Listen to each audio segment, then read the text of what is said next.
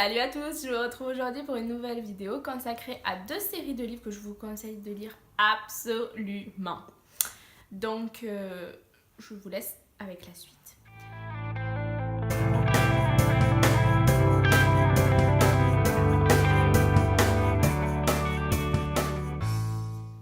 Donc, la première série que je vous propose, c'est Meg Corbin. Donc, Meg Corbin, alors je vais vous dire, c'est une série de Anne Bishop et il y a 5 tomes. Elle est terminée, donc voilà.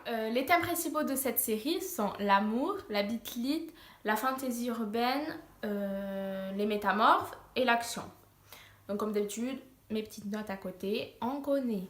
Donc, je vous ai dit, il y a 5 tomes et maintenant je vous mets le résumé du premier tome.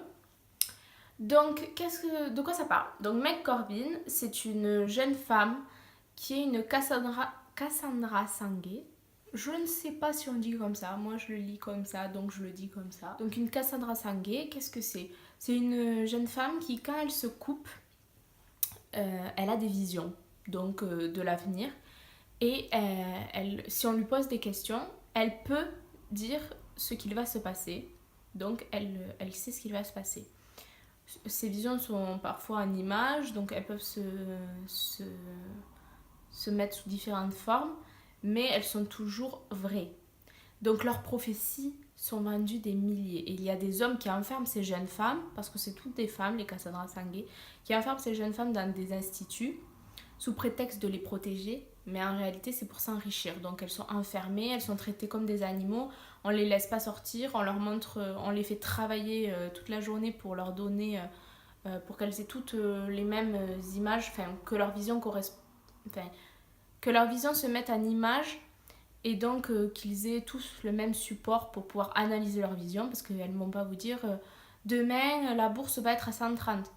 Non, je sais même pas si c'est ça se dit. Elles vont pas vous dire demain cet homme va tuer 5 personnes. Non, elles vont vous dire homme, pistolet, pouvoir, famille, enfin je ne sais pas, mais c'est pas vraiment tout le temps les démons. Donc voilà.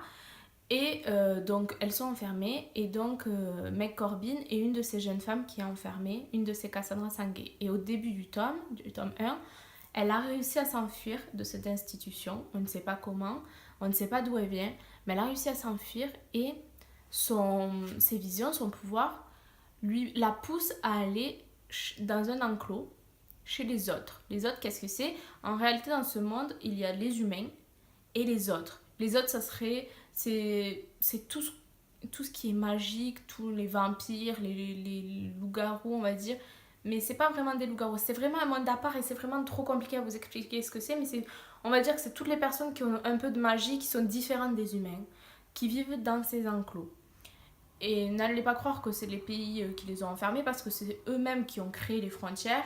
Ils ont donné des espaces aux humains, ils leur ont laissé la possibilité de se développer, mais c'est vraiment eux qui contrôlent le monde, même si les humains ne s'en rendent pas toujours compte. Donc voilà. Et donc Meg Corbin, au début du tome 1, va dans cet enclos, elle essaie de trouver un emploi, et la personne qui l'embauche, on va dire, c'est Simon Wolfgard, donc un loup-garou, et le chef de cet enclos. Et donc il accepte de la prendre comme agent de liaison. Donc en réalité, c'est un peu comme factrice, on va dire. Donc elle sera à un bureau. Les gens qui doivent... Enfin, les autres font des commandes. Et elle reçoit les colis et ensuite elle va les livrer dans l'enclos. Sauf que Meg Corbin n'a jamais vécu au milieu des humains, donc elle découvre tout. Mais elle veut cacher cela au départ. Mais même si les autres se rendent vite compte qu'elle est différente, et donc elle est pourchassée parce que des avis de recherche sont menés à son encontre. Parce que vous imaginez bien, en plus c'est une de celles qui arrive à faire les meilleures prophéties, donc ces prophéties se valent très très cher. Et donc du coup elle est vraiment recherchée par la personne de l'institution qui l'avait enfermée. Et donc elle essaye de rester cachée parmi les autres. Et petit à petit, elle va se faire des amis dans cet enclos, donc ils vont vouloir la protéger, etc., etc. Et vraiment, j'ai jamais lu une histoire pareille. On a vraiment de l'empathie pour Meg, mais on découvre tous les autres personnages qui sont vraiment attachants. Et si vous voulez une histoire où il y aura une romance forte, où les personnages vont coucher ensemble au bout de 100 pages, passez votre chemin. Je vous le dis, passez votre chemin parce qu'au bout de 5 tomes, on est un peu frustré à des moments. Parce que bien sûr, il y a quand même une petite romance qui s'installe entre Meg et Simon, je vous cache rien parce que dès le début on sent leur attirance. Mais Meg, il faut se dire qu'elle a été enfermée toute sa vie dans l'institution, on a abusé d'elle. Enfin, on supporte parce que ça pas... Mais oui, on a abusé d'elle. Simon, lui, c'est un autre. Donc pour lui, les humains, c'est hors contexte. Surtout une Cassandra Sangué, parce qu'elle est vraiment, comment dire, à part, protégée. Ils doivent la protéger. Par son sang est sacré, donc ils doivent la protéger. Donc intouchable. Et lui, il n'est vraiment pas un humain. C'est pas comme les loups-garous où ils ont une partie humaine, une partie bête. Là, non, c'est presque comme s'il n'était qu'une bête. Mais voilà, vraiment, c'est une histoire fantastique. Du début à la fin, quand vous commencez les tomes, vous pouvez pas vous arrêter. C'est vraiment splendide. Voilà. Ensuite, je vais vous parler de Chasseuse de vampires, donc de Nalini Singh, pardon, comme Psy-Changeling que je vous ai parlé dans une autre vidéo. Je ne sais pas si la vidéo de Psy-Changeling sortira avant celle-là ou après celle-là, mais bon, c'est la même auteure. Et donc là, il y a, attendez que je ne me trompe pas, 11 tomes, parce qu'il y a 2 tomes annexes, il me semble. Donc comme d'habitude, je vous mets le résumé du premier tome d'un côté. Et dans la barre d'infos, vous avez les liens Amazon, Booknote, tout ce que des livres dont je vous parle. Donc les thèmes principaux ici, c'est Archange. Donc vous avez Ange, Archange, voilà. La bitlite, l'amour et la romance paranormale. Et Chasseuse de vampires. Donc oui, il y a des vampires aussi. Mais ça ne tourne vraiment pas vraiment autour de ça. Enfin, je vais vous expliquer. Donc là, on a Elena Devereaux, qui est une chasseuse de vampires. Donc en réalité, c'est une humaine comme les autres, qui a juste un instinct un peu plus développé, on va dire. Ses sens sont plus développés.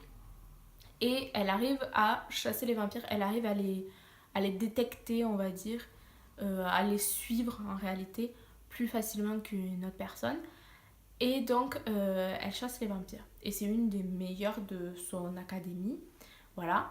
Donc, elle est payée pour chasser les vampires. Les vampires, eux, sont créés par les anges ou les archanges. Voilà. Et donc, les villes sont... le monde, dans cette série, le monde est gouverné par des archanges. Donc, il y a 5 archanges, il me semble. Et ils se sont séparés le monde. Voilà. Et en dessous d'eux, il y a des anges. En dessous d'eux, il y a des vampires. En dessous d'eux, il y a des humains, on va dire. Voilà. Mais le pouvoir est dans les mains des archanges. Le plus gros des pouvoirs, en tout cas. Et donc, je vous ai dit, les anges ou les archanges créent les vampires. Et voilà, c'est une société autonome, on va dire. Et donc, les chasseurs de vampires, eux, sont employés par les anges, par les anges, pour retrouver les vampires qui n'ont pas respecté les lois, qui ont fait des tueries, ou qui... Parce que quand un ange change un humain en vampire, le nouveau vampire doit rester sous le commandement, on va dire, de l'ange pendant 100 ans. Donc ils ont un contrat. Et il y a des vampires qui ne veulent pas respecter cela. Donc les chasseurs de vampires doivent aller les récupérer pour les ramener aux anges, etc. etc. Bon. Elena, elle a été un jour appelée par un archange, archange Raphaël. Et il ne veut pas qu'elle trouve un vampire comme elle le fait d'habitude, mais un ange, un archange même. Un archange qui se serait rebellé, il lui donne très peu d'informations, mais il souhaite qu'elle retrouve l'archange. Donc Elena se demande comment elle va faire parce que un archange et un vampire c'est pas du tout la même catégorie et donc on va suivre toute son aventure, ses rencontres, c'est vraiment toute son enquête et ses rencontres aussi avec Raphaël, l'archange Raphaël qui sont... Là par contre vous avez de la romance, vous voyez, dans Meg Corbin il n'y aura pas de romance, enfin c'est une légère romance, c'est une douce romance dans Meg Corbin. Mais dans Chasseuse de vampires, c'est un autre niveau. C'est plus sensuel, on va dire.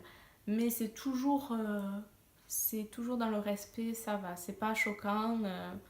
Bon, je pense que oui, c'est pas choquant. À partir de 14 ans, vous pouvez lire ça, quoi. Voilà. Et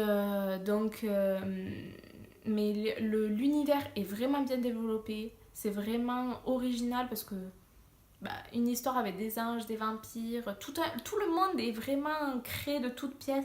Tous les personnages sont les plus attachants les uns que les autres. Donc ici, dans les 3 premiers tomes, on suit l'histoire de Elena et Raphaël, tout en voyant, en découvrant les personnages secondaires. Et à partir du 4e tome, on suit les aventures d'autres personnages, tout en ayant le fil conducteur, Elena et Raphaël. Donc voilà. Donc le monde est vraiment bien développé et je vous le conseille vraiment parce que vous aurez une lecture fantastique. Là aussi, vous ne quitterez pas les tomes. Une fois que vous les commencez, vous ne les quittez pas. Moi, j'ai dû les relire. Je suis déjà à relire les livres que j'aime beaucoup. J'ai dû les relire au moins 5-6 fois, je pense. Tout du moins les premiers tomes. Donc voilà. Donc je vais vous laisser ici, c'est la fin de la vidéo. Donc si vous voulez écrire un commentaire, n'hésitez pas. Si vous avez des questions, si vous avez des conseils à me donner, si vous l'avez déjà lu ces séries, ce que vous en avez pensé, ça m'intéresse toujours. Donc voilà, je vous retrouve dans les commentaires. Et si vous avez aimé la vidéo, un petit j'aime, ça me ferait toujours plaisir. Voilà, je vous laisse. Bon après-midi ou bonne soirée. Au revoir!